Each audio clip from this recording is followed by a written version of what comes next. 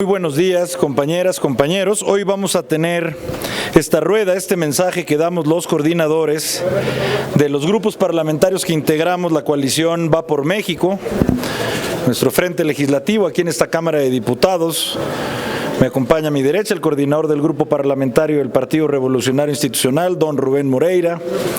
A mi izquierda, el diputado Luis Ángel Espinosa Cházaro, coordinador del grupo parlamentario del PRD, y un servidor como coordinador del grupo parlamentario del PAN. Y miren, nosotros les queremos decir que en el marco de esta comparecencia de la secretaria de Gobernación, la licenciada Luisa María Alcalde Luján, nosotros no queremos que pase desadvertido ni en esta comparecencia, ni en ningún día, ni en ninguna hora, ni ningún minuto que pase en este país, el tema que este gobierno simple y sencillamente quiere ignorar, decide ignorar desde hace 5 años, con el que decide bromear, el tema con el que decenas de miles de familias mexicanas lloran, es el tema con el que este gobierno decide bromear, que es el tema de la seguridad en este país, de la inseguridad en este país. Nosotros primero queremos decirlo, como lo hemos dicho varias veces, esto es lo que pasa, así es como se incendia un país cuando quieres hacer de un eslogan una estrategia de seguridad. Es que es lo primero que queremos dejar claro. Una estrategia no puede ser un eslogan, como lo ha sido para este gobierno el decir que haya abrazos en lugar de balazos. Ah, bueno, pues como una de las ideas, claro que todos estamos a favor de eso. ¿Qué más daríamos? Porque en este país imperara la paz con abrazos, con besos y con abrazos en lugar de balazos. El problema es que ese fue un ofrecimiento que hizo este gobierno federal, que la otra parte, la de enfrente, no le respondió. Y no lo entendió este gobierno, que prácticamente ya se va. El abrazo fue un ofrecimiento unilateral no correspondido en este gobierno. Y nosotros hoy más bien tenemos que decir con toda lástima cómo nuestro querido país tiene como quinto principal empleador al narcotráfico. Tenemos que decir que en el estado sureño de Chiapas, cuando va entrando un grupo criminal, le aplaude la gente al grupo criminal. Nos enteramos cada semana de jóvenes desaparecidos por las pugnas, todos sabemos entre quiénes. Ayer en Zacatecas, antier en Lagos de Moreno. Nos amanecemos con cifras de más de 4,000 feminicidios en este gobierno, más de 45,000 desaparecidos, más de 160,000 homicidios. Nos encontramos con 9 del top 10 de ciudades más peligrosas del mundo, con la profundamente deshonrosa participación de 9 ciudades mexicanas del top 10. Es que nosotros vamos a más allá de discursos en lo que en próximos días habrá de ser nuestra participación como Frente Amplio en esta Cámara de un presupuesto alternativo, que tendremos un espacio exprofeso para tal. Hoy lo que queremos es, en el marco, insisto, de esta comparecencia, señalar ¿cómo estamos? ¿Cuál es el diagnóstico como país? Estamos lejanos a un país en paz, como lo quieren ver desde cada mañana. Para ahondar sobre este tema, le cedo el uso de la palabra al coordinador del grupo parlamentario del PRI, don Rubén Moreira. Buenos días a todas, a todos. Les invitamos hoy a platicar porque nos preocupa muchísimo las circunstancias que vive nuestra nación, los acontecimientos que hemos vivido en materia de tranquilidad, de orden y de seguridad. Les voy a dar 5 datos y luego algunas propuestas. La primera, los homicidios a la fecha son 167,529 homicidios en este sexenio. Pero además tenemos una gran cantidad de personas desaparecidas. Una persona fallece o es asesinada cada 15 minutos. Es decir, durante el transcurso de esta conferencia, 2, 3 personas habrán perdido la vida en manos del crimen organizado. Pero además, 95 diarios, para ser claros, pero además se han producido 212 asesinatos de alcaldes e integrantes de ayuntamientos. Es importante para nosotros señalar que la violencia ya causa ingobernabilidad. Transitar por las carreteras es un peligro. Les pongo dos ejemplos. La carretera 57, en los tramos sobre todo que atraviesan los estados de San Luis Potosí y Nuevo León. La carretera Puebla-Veracruz en el tramo de las Cumbres de Maltrata. Nos preocupa que, sabiendo que estos lugares son peligrosos, la Guardia Nacional no se aparezca. Tema también que pongo sobre la mesa. En el próximo mes de enero habrá una crisis institucional después de la resolución de la Corte que confirma lo que nosotros anticipamos. La Guardia Nacional, por la resolución de la Corte, no puede tener ninguna relación con el Ejército Mexicano. Sin embargo, 100,000 integrantes de la Guardia Nacional son miembros del Ejército Mexicano que tendrán que, si nos ajustamos a la resolución de la Corte, tendrían que pedir su retiro e incorporarse a la Guardia Nacional. Y tendría que haber nuevos mandos. Y por ningún motivo, dice la Corte, alguna instrucción que salga de allá. Ese es el México que vivimos, de violencia, pero también, se los digo, de ninguna política pública para salir adelante. Exigimos, uno, que venga la secretaria de Seguridad Pública a la Cámara y comparezca en el Pleno y que lo haga cuanto antes, que se haga acompañar del señor director de la Guardia Nacional para que nos explique qué está pasando, por qué no hay vigilancia en las Cumbres de Maltrata.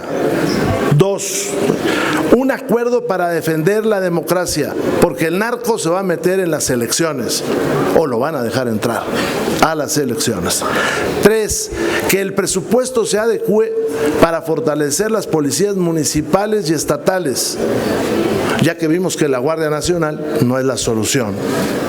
Y que ahí mismo se destinen recursos a la Procuración de Justicia para que tenga más recursos, la Fiscalía Nacional y de los estados y los tribunales locales. El presupuesto que nos fue presentado es un presupuesto que no resuelve el problema de seguridad, es más, lo maxifica al quitarle recursos. Siguiente punto que exigimos, que se aclare por qué hay 44,000 policías fantasmas. Cuando ustedes cruzan las cifras del INEGI con las del secretariado, hay 44,000 policías que no se encuentran. ¿No se ha dado cuenta la señora secretaria la responsable del Secretariado de Seguridad Nacional? Por si no se ha dado cuenta, yo creo que tenemos que pedir inmediatamente su renuncia. La siguiente, operativos inmediatos en las zonas de alto conflicto. Tenemos que liberar las carreteras y reconocer que el narcotráfico es ya un impuesto para los productores de este país. Por último, es importante que el Consejo Nacional de Seguridad se reúnan los gobernadores y las autoridades federales, y los gobernadores asuman su responsabilidad de coordinarse y junto con la Guardia Nacional den paz en las regiones. Estamos a punto de perder el país si no volteamos a ver el tema del crimen organizado, particularmente con su versión más violenta, que es el narcotráfico, que es ese elefante que se pasea por la sala, aplasta todo y nadie quiere ver. Hasta aquí dejo nuestras propuestas y acá está el señor coordinador del Partido de la Revolución Democrática. Gracias. Hemos escuchado en las últimas 2 semanas de asuntos muy dolorosos, lo que sucedió con los jóvenes desaparecidos en Zacatecas, que luego aparecieron muertos, los 12 homicidios en Nuevo León, y así podríamos seguir estado por estado. Le decimos desde aquí a la secretaria que tiene a sus porristas dentro del Pleno, que el país está ensangrentado, el país está en llamas, por más que no lo quieran ver. Un medio dice que el crimen organizado es el quinto empleador en este país y siguen repitiendo que quieren abrazos y no balazos. Eso ya no podemos ocultar el sol con un dedo. Por otro lado, la responsabilidad de los estados. Estados como Aguascalientes, que gobierna la coalición Va por México, con seguridad. Estuvimos ahí los coordinadores el viernes en el informe, no lo dicen las cifras, uno puede caminar en la calle. Y juntos Zacatecas, un gobierno de Morena, el estado completamente ensangrentado. Entonces sí se puede combatir, se trata de voluntad política. Exigimos un presupuesto que le dé a los estados y a los municipios recursos suficientes para combatir de frente al crimen organizado. Y hacemos responsable al gobierno de la República de la paz social y de la no injerencia del crimen organizado en la elección del 2024. Ya lo empezamos a ver en elecciones anteriores, lo vimos en Michoacán, donde como coalición perdimos en un distrito local, Casillas Zapatos, donde gobierna el narco, gana Morena. Y hay que decirlo con esa claridad. Entonces, desde aquí, el bloque legislativo Va por México hace una exigencia a la secretaria de Gobernación y a su jefe, el presidente de la República, a poner en paz el país y cambiar radicalmente la estrategia. Eso sería cuanto, compañeras y compañeros de los medios. Sus órdenes, ¿puedo decir alguna pregunta? Sí, coordinador. La primera es de Jimena Mejía, de Excelsior. ¿Qué tal? Buenas tardes, coordinadores. Dos preguntas. La primera es su opinión sobre una encuesta que se publicó en un medio nacional impreso que posiciona a la candidata de Morena pues muy por encima de la alianza del Frente. Y la segunda pregunta sería sobre pues con la aceptación de las dos candidatas presidenciales para que el ejército las cuide, pues ya se daría una lectura de que el gobierno federal está aceptando pues el riesgo que tiene el narco, inclusive para su misma candidata. Si comparten esta opinión. Yo contestaré a la primera y permitiría que mis compañeros hagan lo propio. No es una encuesta, es una estrategia de Morena.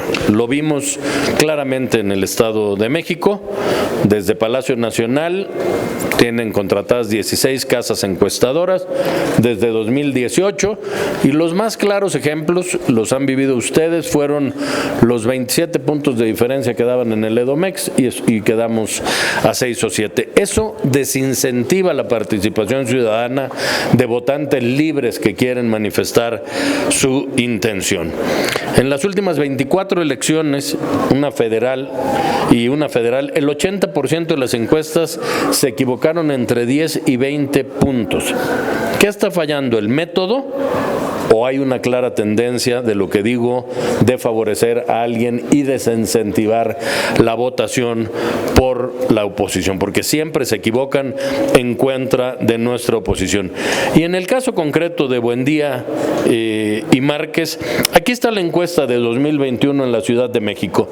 Daban 41 a 31 en nuestras coaliciones y nosotros ganamos la mayoría de las alcaldías y tuvimos 127,000 votos más que Morena. Pero peor aún, Buendía y Márquez daba en Nuevo León ganadora a Clara Luz Flores de Morena con 50 puntos y quedó en cuarto lugar. Es una tendencia clara de manipular la percepción pública. No estamos a esa distancia, estamos en un empate técnico, pero tampoco vamos a caer en la guerra de las encuestas y la metodología. La gente tiene la última palabra y esto todavía ni siquiera comienza. Adelante, Rubén. Te respondo la segunda, pero quisiera hacer un comentario sobre lo primero. ¿Usted le cree a Buendía? Pues yo no, es una vacilada. Resulta que Buendía, Demotecnia, Marecey, que no sé qué sea, y Elija, según el periódico El País, dice que fueron las firmas contratadas por Morena para levantar la encuesta presidencial. Buendía son matraqueros, hombre. Así de fácil. Pero además yo insistiría en lo que dice Luis Espinosa Cházaro. Es ya claramente una estrategia que sigue Morena para posicionar a sus candidatos y que al final del día ustedes lo verán cuando falten 15 días. Buen día, como lo dicen otras empresas que se acercan con todos nosotros, va a empezar a cerrar. Buen día tiene los datos que usted le dio ahora Luis Espinosa. Yo le agregaría otro. Buen día dijo que Morena y sus aliados iban a tener 322 diputados. En una encuesta que ustedes encuentran en la página de ellos, espero que no la hayan quitado. Tuvieron 278.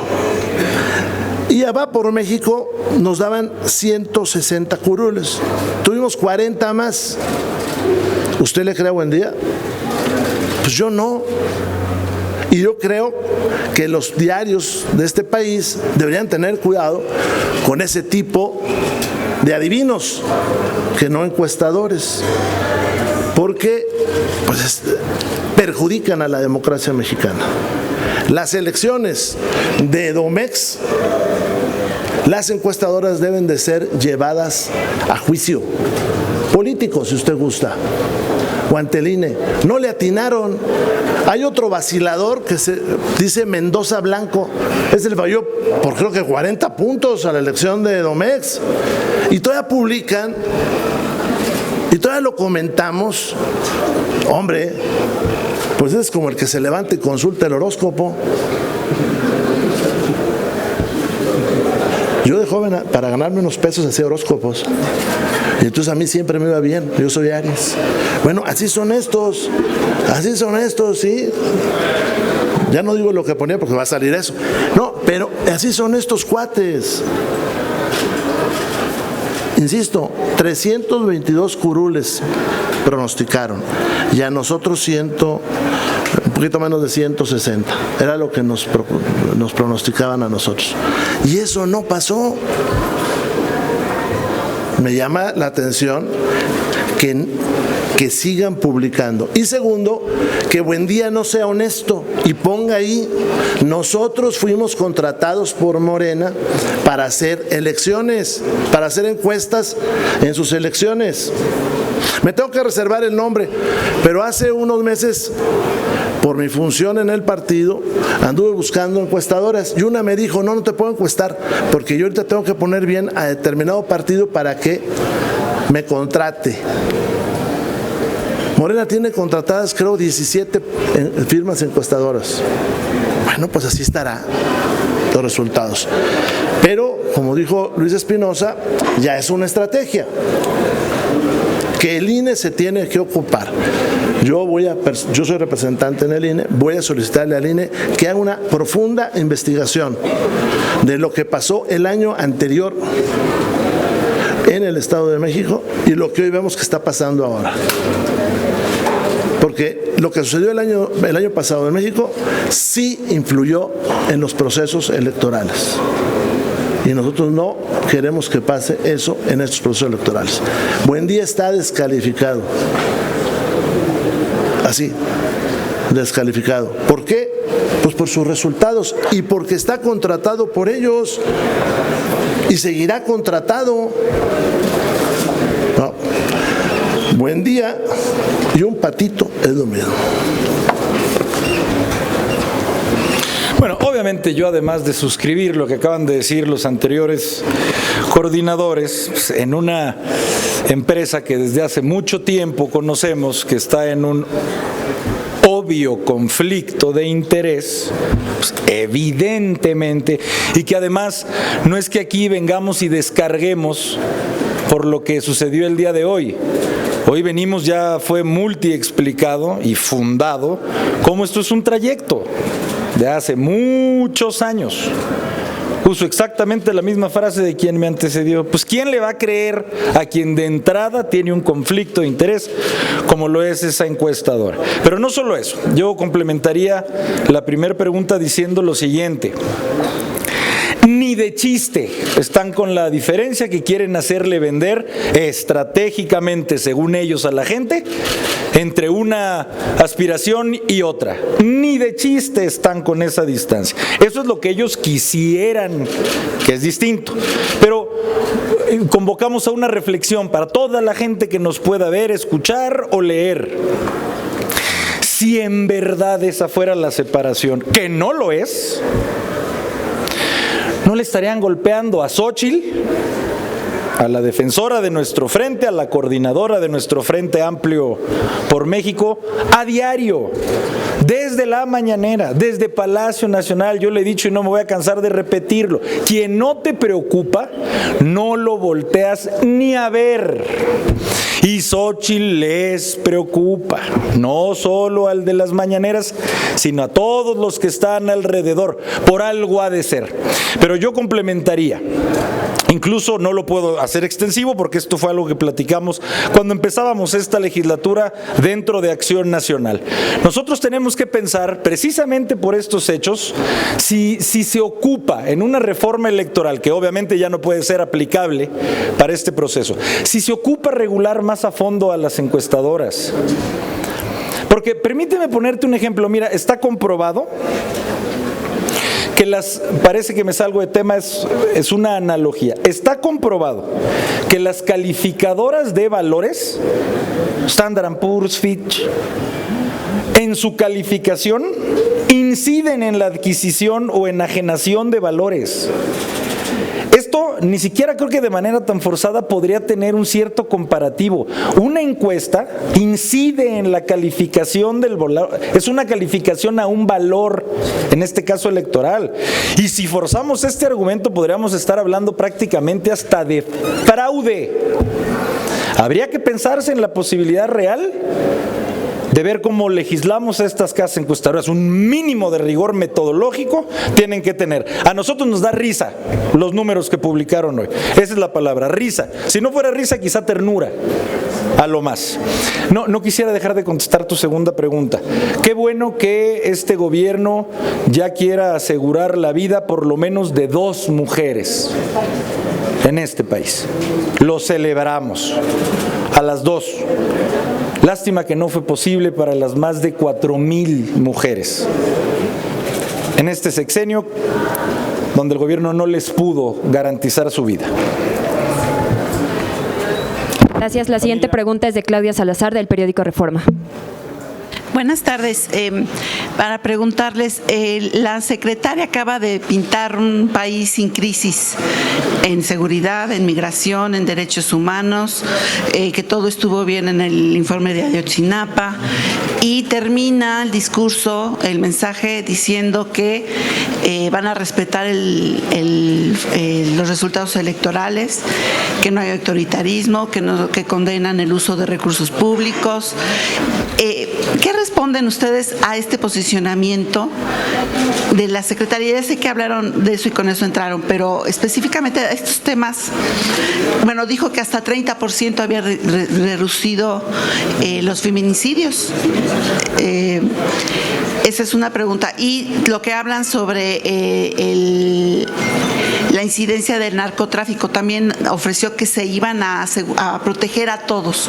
¿Cómo le puede hacer el gobierno federal para proteger a todos los candidatos después de lo que pasó en el 21, que al candidato a regidor, alcalde y diputado fueron atacados? Te diría, consciente de que por supuesto darán su respuesta quienes, los demás coordinadores. Con eso precisamente, Claudia, empezamos. Es que de verdad viven en un sueño, viven en una fantasía. El punto es cuando ya tus fantasías te las empiezas a autocreer. Lo decimos con todo respeto para la secretaria, de verdad, con todo respeto a ella, en su calidad de dama, en su calidad de secretaria de Gobernación, de la encargada de la política interna en este país, a quien le agradecemos, vaya, en su obligación de comparecer en esta Cámara. Pero es que viven en una burbuja de ilusión. Que le digan esos números a todas las personas familiares o seres queridos de los desaparecidos. Ya dijimos la cifra, más de 45,000. Que le digan eso a los familiares de las mujeres, que su alma en paz descanse, ya dijimos la cifra, que perdieron la vida. que le digan estas cifras a los familiares de los jóvenes en el centro norte de este país que ya de manera recurrente están siendo secuestrados para que después aparezcan sin vida. A todos los lugares, como bien decía quien me antecedió en la voz, que uno pasando en su coche tiene que bajar el vidrio y pagar un impuesto a un poder fáctico, que son los grupos delincuenciales que tienen, como si fuera un mapa, si tuviéramos un mapa enfrente, tachuela por tachuela, conquistados, territorios por territorios. Pero vienen a decir que los números son prácticamente de fantasía, reconocidos casi por la ONU. Pues bueno, es lo que nosotros hoy como oposición les vamos a dejar claro. Viven en un mundo de fantasía. Le cedo el uso de la palabra. Rubén Moreira. Nosotros hemos propuesto, además, que el INE convoque a un gran acuerdo nacional para defender la democracia. Tiene un mandato, Claudia, producto de la sentencia que dictó el Tribunal Electoral con motivo de la elección de Michoacán. Desgraciadamente el INE no ha satisfecho toda la sentencia. Nosotros proponemos un gran acuerdo, que entre ello convoque autoridades federales, estatales, y que además alce el costo de la inactividad. Porque todos sabemos aquellos lugares donde el candidato o candidata está en peligro. Sí se puede proteger. Mire, un buen ejemplo es Coahuila, que debe haber sido un estado violentísimo. Cuando el pueblo y el gobierno se decidió, en 2 años recobró la paz. Y hoy los candidatas y los candidatos pueden hacer campaña. Entonces creemos que eso es importante. ¿Qué otra cosa nos preocupa? Nos preocupa que el INE, que hace importantes investigaciones en muchas materias, no haga una investigación donde por qué en algunos lugares nunca se postulan a ganar mujeres, como los municipios de Jalisco, y por qué los candidatos que pueden ganar son asesinados, desaparecidos, y quién se beneficia de ello. El principal responsable de que haya paz en el país son las autoridades, y entre ellas la Secretaría de Seguridad Pública del Gobierno Federal.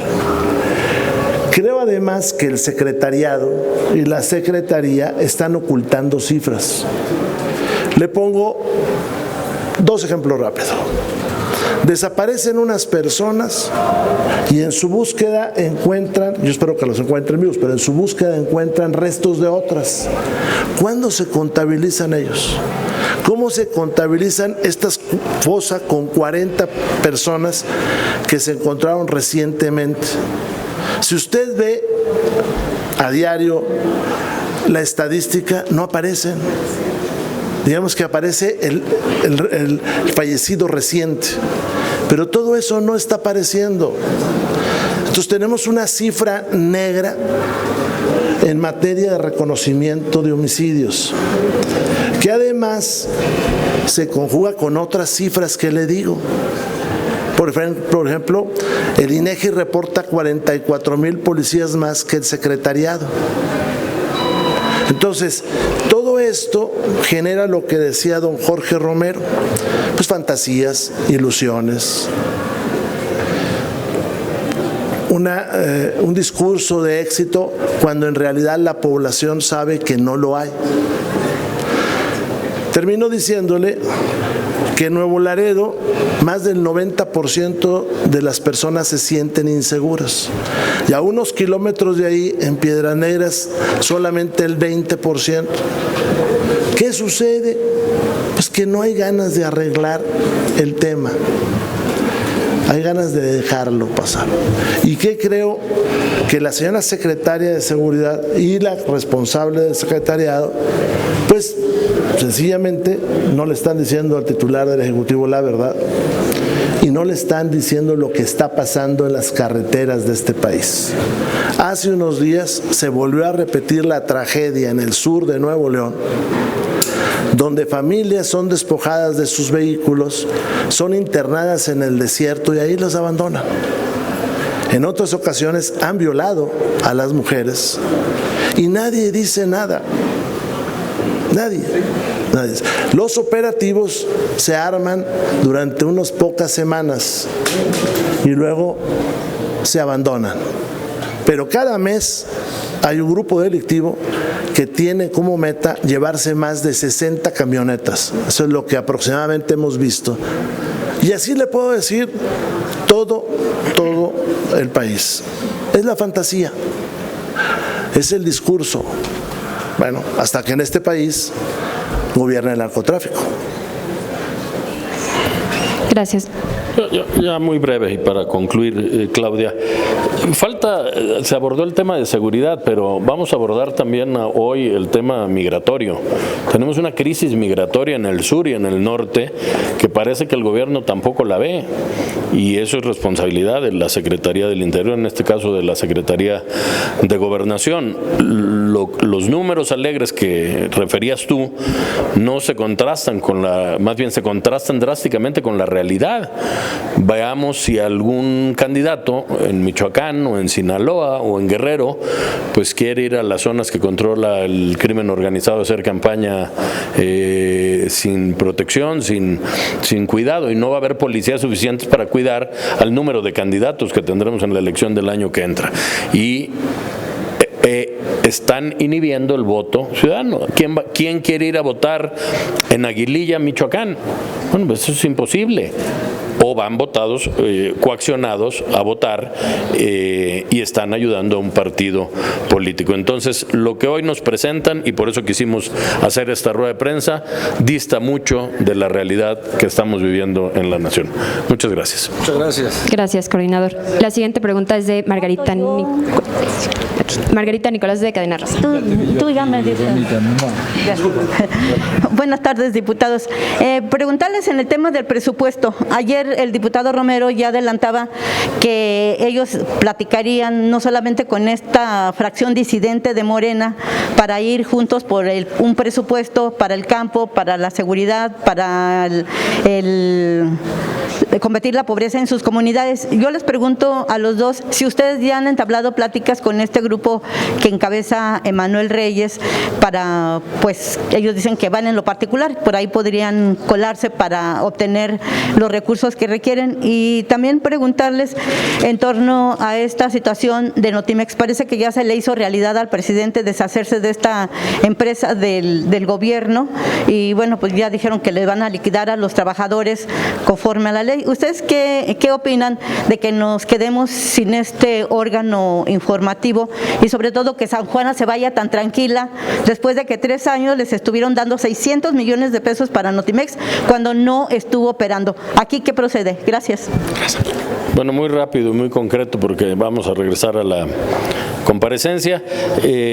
No hemos tenido un acercamiento con los diputados, más bien hacemos un llamado a todos los diputados de Morena, marcelistas o no, a tener un presupuesto para los mexicanos y no para el presidente de la República. Y a lo de Notimex hemos venido señalando como bloque legislativo, pues que es una desgracia que hayan puesto a San Juan al frente, que hayan desaparecido a la Agencia de Noticias Mexicana y que sobre todo hayan maltratado a los empleados que tanto tiempo tenían en el periodismo. Rubén. Ya para terminar, en los mismos términos, pero mire, yo tengo muchos años en esto y no les creo. Que lo demuestren en su discurso, que se suban a criticar. Me refiero a los diputados que dicen marcelistas. Yo la verdad no les creo y no me gustaría que nos utilizaran a nosotros para forzar las cosas dentro de su partido. Si ellos no están de acuerdo, pues que se salgan de su partido y entonces les creo. Pero no, que se salgan de su partido y luego vemos. Aquí no adelantamos ni soy el presidente del partido, pero yo no les creo. ¿Por qué? Porque lo que quieren es generar una falsa ilusión y entonces ir enfrente a que les digan cómo los arreglan. Pues yo ya tengo muchos años en esto. Si no están de acuerdo, pues que se suban y critiquen, pero pues no lo hacen. Gran día a todas y a todos.